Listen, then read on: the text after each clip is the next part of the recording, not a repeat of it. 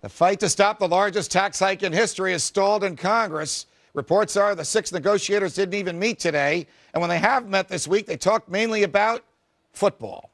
Also, both the House and Senate are holding sham votes to make their political opponents look bad. But the net result is that nothing is getting done. Now the IRS says if the fools in Congress let this thing go past the new year, it will create a massive and expensive mess for every taxpayer in America. People may even need to file their taxes twice for 2010. Our freedom fighters are disappointed but not surprised. My friend and colleague and host of Follow the Money, which follows this show, Eric Bolling, Occidental College professor Carolyn Heldman, and Reason Foundation's Anthony Randazzo. Eric, to you first.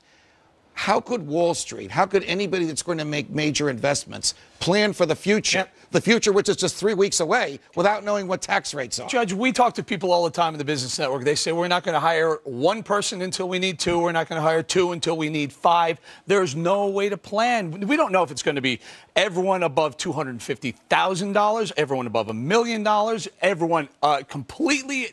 There is absolutely no way to plan going forward. I will tell you, they better wake up in D.C. because the people above $250,000 are the job creators, and if they don't know, they're not going to hire, and we're going to be in a whole load of trouble. So the expiration of the Bush tax cuts, which will happen if there is this gridlock, or the imposition of taxes on people above $250,000 will seriously impede the economy and prolong unemployment. Agree, Professor, or disagree? I would agree with the first part, that if they don't pass something, it will certainly be a bureaucratic nightmare for millions of Americans. That will happen. I have faith that it will happen. Both parties know that it needs to happen. The Democrats have come out and said that it will happen. I disagree with you on the second point. There's no evidence that trickle-down economics actually creates jobs. And in fact, wealthy people right now are stockpiling money, as are corporations. The issue is lack of demand. It is not tax. Anthony, I am not talking about trickle-down economics. I'm talking about economics 101. Wealthy people hire other people. Rule number 1. How could the government not understand that? Oh, you're absolutely right, Judge. And it's not only that wealthy people hire other people. It's those people making over $250,000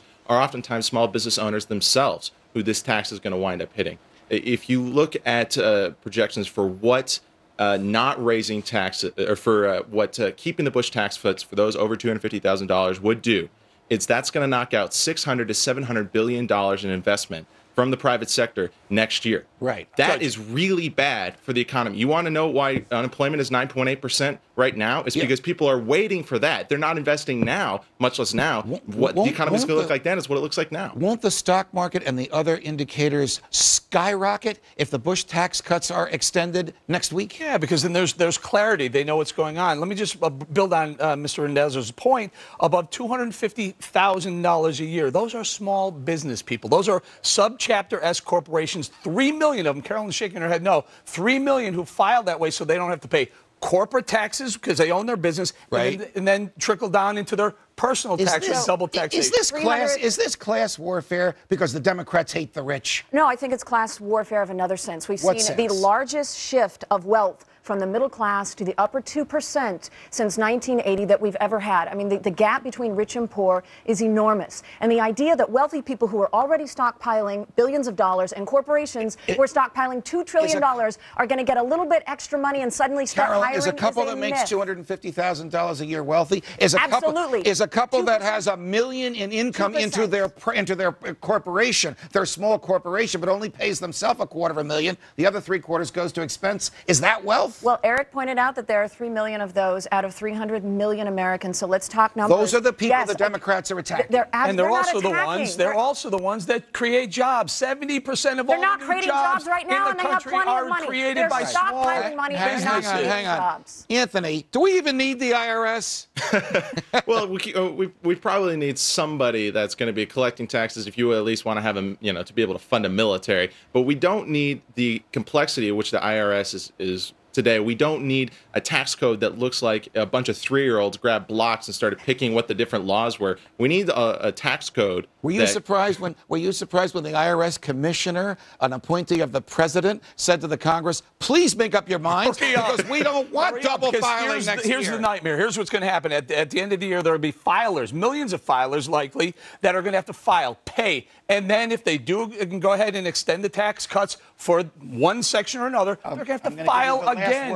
It's madness. Before we go to our break, Carolyn. I think we all agree that the tax code could be simplified. Unfortunately, there's so many loopholes at the high end that are taken advantage of by people with a lot of money, including my own family members, that I don't think that simplification will take care of the issue of this massive transfer of wealth from the middle class to the upper echelon. We have to end it at that. But Randazzo, Bowling, Heldman, stick around during the break, because when it comes to WikiLeaks, why the banks might be more powerful than the government. Will Julian Assange's threat to bring down some banks bring him down? The freedom fighters sink their teeth into that one next. The cover of the latest Forbes magazine says that WikiLeaks and Julian Assange want to spill corporate secrets. And since that word came out, Assange may have information that could bring down some big U.S. banks. The heat has never been greater on WikiLeaks. Now, he's a wanted man. Wanted for nonsense, but he's a wanted man. His website has been cyber-attacked and pulled from its principal American server. To our freedom fighters on if the banks wield that much more power than the government. Back with us, Bowling, Heldman, Randazzo. Randazzo, to you first. Do you think that the reason that Assange is now underground is because he's threatened to bring down U.S. banks and that they're putting pressure on the government of the United States to put pressure on Great Britain and Sweden to take this guy off the streets? No, I don't buy into that necessarily conspiracy theory. I don't think that that really Assange has much that can embarrass the banks much more than they are right now. I mean, unless he's got information that shows that Bank of America somehow financed the 9/11 attacks in the United States. And there's not much more that really can be thrown at the banks that they haven't already been hit with that could embarrass them. I mean, okay. I don't think that they want to be more embarrassed, but I don't think that this is some massive conspiracy that the United States government wasn't going to address it until they go after the banks. Carolyn, suppose that WikiLeaks reveals some tremendous fraud with federal dollars used by, and we're just picking on Bank of America by way of example. There's no evidence that this is the target, and there's no evidence to support this hypothetical I'm giving. Wouldn't that then be a good thing that WikiLeaks revealed that? Wouldn't that then enable prosecutors to have a paper trail to find out who did commit fraud with federal dollars? Well, Judge, I think that you and I are the two Americans who agree on this, that WikiLeaks, while it's really uncomfortable, is a very powerful tool to hold powerful people accountable. And in that sense, I think it is within the public interest. And I suspect, given the fact that they're saying that Assange's leak does have something to do with government and possibly Bank of America or some other financial institution, it probably is something along those lines. You understand the government, you understand the banks. Which would put more pressure on keeping Assange off the streets? Are you one of my best friends in the building? Do we go out to dinner at times? So do we spend a lot of time together? I'm going to stand back and look at you. Yes. I completely disagree. I think you guys are off base on this. Why? This guy, you said he's underground. He should be underground, 6 feet underground. He's a threat to America just by fact that he announced that he had some information on banks after he leaked 250,000 cables, and you're going to say the reason why he's hiding now is because the banks have power? Come on, guys. This guy should be put in jail or worse. He should be hung in a public forum. Put aside the constitutional arguments. Put aside your wish to punish somebody without a trial. Put aside the First Amendment aspect of this, because we're just talking about money.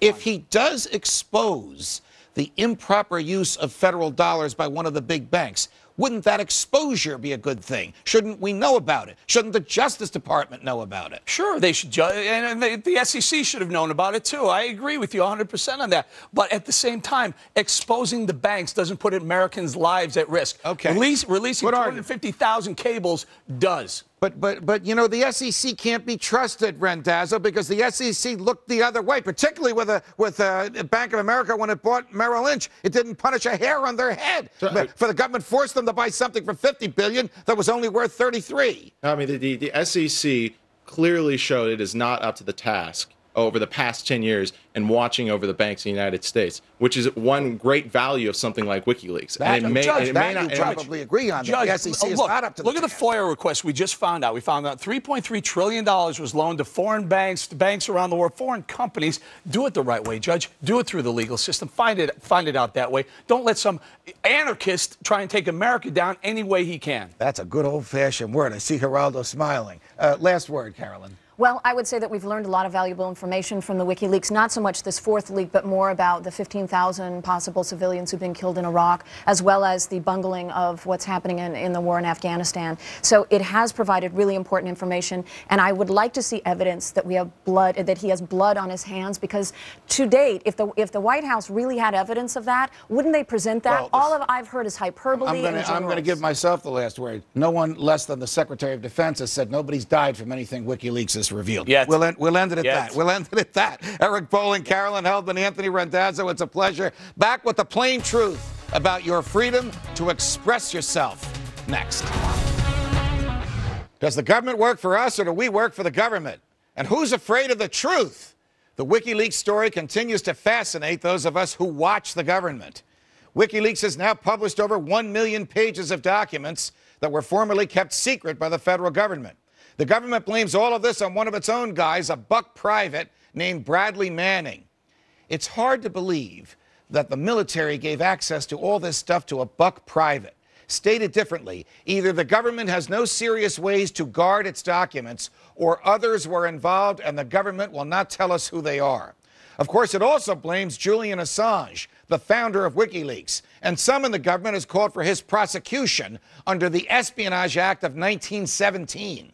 So the feds want to use a nearly 100-year-old law, which was written at the height of World War I, essentially to curtail criticism of the government's war efforts in order to punish revealing truthful documents today.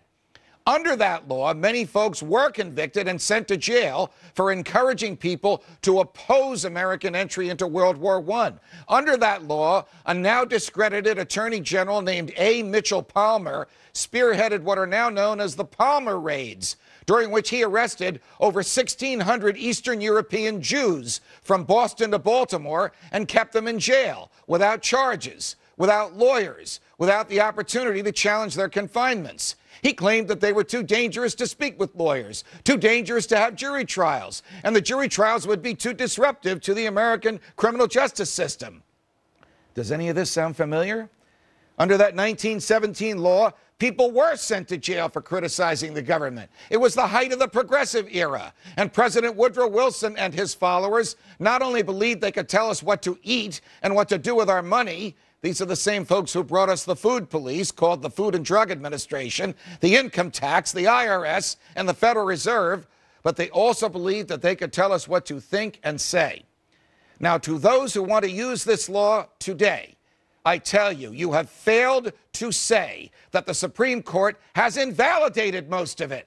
Today, the First Amendment trumps the government's wishes not to be criticized, not to be challenged with the truth, and not to be embarrassed. Today, any person in the media who comes upon government documents that are even arguably in the public interest has a right to reveal them, and the First Amendment protects all those who do the revealing. Those who want Julian Assange and his colleagues arrested and prosecuted should be careful what they wish for, because any government that gets into the business of punishing the speech that embarrasses it can soon get into the business of punishing the speech that frustrates it. Have they forgotten our history? We fought and won a revolution against a king who punished our speech. And then we enacted the First Amendment. Congress shall make no law abridging the freedom of speech. From New York, defending freedom every night of the week. So long, America.